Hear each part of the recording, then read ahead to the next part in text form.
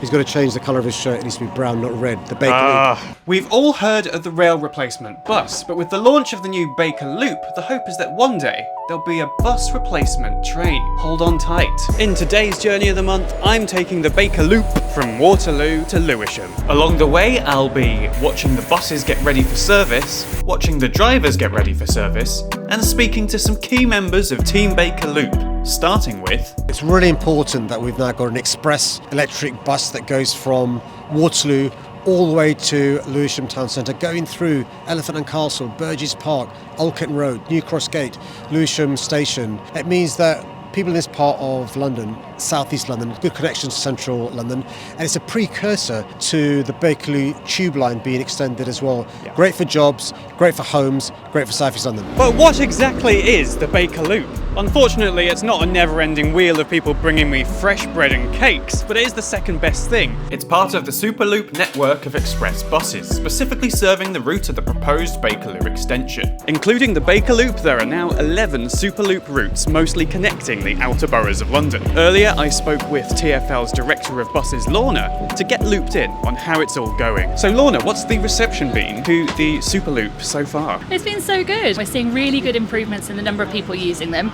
across the whole corridor the routes run on, not just the routes themselves. And what are you hoping for from the Bakerloop specifically? I think the Bakerloop's a really unique opportunity for us to improve better connections for people living in South East London, travelling into central London, but also demonstrating the use case and why we need a Bakerloo line extension. And what's the future for the Superloop more generally? Well, it's going to get bigger. So we've got 5 more routes on the way. We've consulted on some of them already. There's a live consultation at the moment, and we've got more consultation to come. But there'll be more Superloop buses arriving in 2026. Finally, I've noticed that actually, over time, as you've been adding more routes, the Superloop has been getting a little less loopy. So I've got some alternative names that you might want to think about. Obviously, we've got the overground, we've got the underground. Maybe the Superloop could become the on the ground, or perhaps bus, which is just an express way of saying the word bus. What do you think about that? Well, they're certainly interesting, Tom. We'll take them back to the team and give it some thought. I think that's a stonewall yes, that's a great response. I'm also with Bemi, who you might know as the bus auntie. How's it been coming out on the Bakerloop today? Oh my God, I love every bit. It's fantastic. Yeah, I quite like it being a kind of new colour as well. It's quite cool. Yes, I love the brown, by the way. Yeah. I love the brown and white.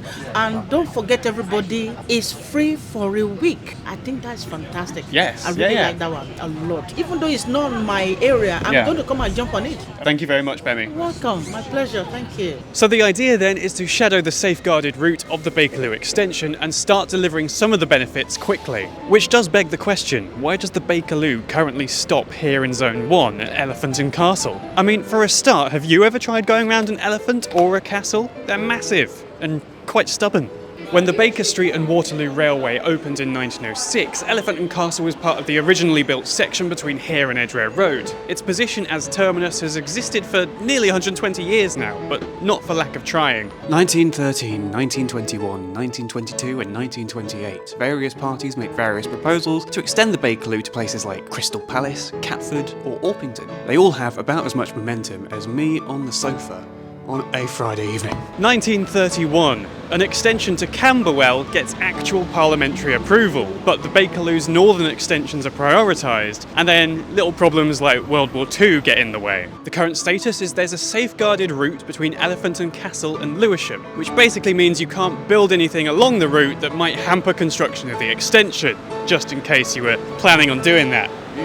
Don't. Also learning the route are the Bakerloop's drivers. I've come along to the Waterloo bus garage to find out how they prepare for service. Personally, when I'm learning the new route as a driver, I'm preparing like the list of the landmarks, where actually the bus stops are, what are the other things that will be around those bus stops, because very often passengers will be asking, are you going to the hospital, are you going to that shop, are you going to that pub? With the Superloop, bear in mind it's a limited service, so they serve certain bus stops. So it's very important we get to know the actual stops they serve. Providing the service has to be smooth and safe, comfortable for your passengers. If we anticipate all the hazards on the route, we can have a very nice smooth drive from A to B all the time. The bus spends much of its route along Old Kent Road, a former Celtic trackway paved by the Romans and called Watling Street by the Anglo-Saxons. Never mind ancient history, this remains uncharted territory on the tube map. What happens when you start moving into one of the gaps?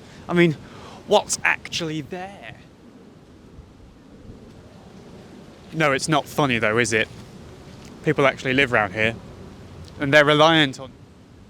I spoke with some of the people who made the route a reality to find out how they made the route a reality. I kind of spoiled that in the first half of the sentence, didn't I? So how does a new route get planned in the first place? Are you given 2 points and told to join them together? We actually looked at where the highest demand along the corridor is. Old Kent Road is where there's major development happening. The 2 points at the end were probably the last thing we planned, and it was really about Old Kent Road and going from there. Look at things like inclusivity and connectivity. For example, we're sending the route to Waterloo to allow for step-free access to the London Underground. What can people look out for on the Bakerloop specifically? There's some really distinct design quirks that we've got on this route. Straight away, customers are going to notice the brown and white livery on the outside of the bus. We've had to sort of try to merge our established Superloop design principles, but we also need to make the Bakerloop branding really stand out. And then on the inside, the Bakerloo line mocket, and then we've got the traditional Superloop features on the outside, so customers will notice the route map. And we've also worked with our network management colleagues to make sure that the buses can actually get through the routes in good time and provide that service that customers expect. This supermarket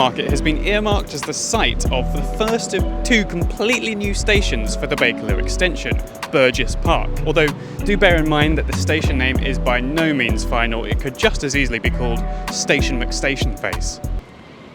And if it is, I want a blue plaque. Burgess Park itself sits on the other side of the road junction to where the station would go. Who knows, after about a century of angling for a new station, local residents may well get a line thrown in their direction. Because they're fishermen. It's all very good having a shiny new bus route, but how do the buses stay shiny and shipshape, ready for service? On a daily basis, we do a pre-service check, which is sort of the first line of defence against any defects occurring in service. The other part of that is every 4 to 6 weeks, a bus is rotated, where it goes from here to Camberwell, and they do a full check of the entire bus. Every night, we have a cleaning team in. As you can imagine, buses throughout the day, rubbish gets left on them, they get swept, they get mopped. Is there anything I can do to help make sure it's ready to go? Unfortunately for you, we've got a nice mop and bucket, so if you would not mind... It's an important job, okay? I've got to do it. Look at the action on that mop. That's marvellous. Our next stop on the route and the next planned station of the extension is tentatively called Old Kent Road and would sit here. What is it with new stations and being built on the site of supermarkets? I mean, Nine Elms on the Battersea extension of the Northern Line was also built on the site of a supermarket. I mean, I imagine that when you compare building on a supermarket versus building on people's homes, it just works out a little easier. But it's not the first Old Kent Road station around here. In 1866, the London, Brighton and South Coast Railway opened a station of that name just south of this railway bridge. Unfortunately, the station here closed in 1917. No remnants remain, but the Windrush line and Southern trains still pass through the ghost station today. Speaking of the Windrush, New Cross Gate is our next stop, and it's a rare example of a former tube station that's hoping to get back on the team. Until 2007, this was one of the 2 southern termini of the Underground's East London line, along with New Cross down the road. And if the Bakerloo extension goes ahead, this will get a new ticket hall and some deep level platforms. New Cross will get jealous, I imagine. It's fantastic to be involved in something so positive. You can see what it means to the mayor, you can see what it means to the local councils on the route. I mean, this is something that's gone from conception in only 9 months. And there's a lot of people been involved in that, from the people that have refurbished the vehicles down near Southampton to all of the drivers that have been bringing the route together. So it's been a fantastic collaboration. So no, it's great that you've been involved in it in some way. So fantastic. Hopefully one day we'll all be zooming down to Lewisham on Bakerloo trains, and who knows, maybe even further, meeting up with the trams at Beckenham Junction, or heading out all the way to Hayes. But for now, we've got the Bakerloop. Let's take a moment to appreciate the excitement that must have been felt by whoever first realised that the names Bakerloo and Superloop smushed so nicely together. It wouldn't have worked so well for any other line, such as my personal proposal to extend the Waterloo and City line. All I need is the money, the political backing, the consent of local communities, the engineering know-how, and, come to think of it, a route. But other than that, I'm basically ready to go. Thank you for joining me out on the brand new BL1. Can you believe I haven't done an episode based on the Underground since episode 1? Let's rectify that next month. Come back for a journey on a very different type of bus. A train.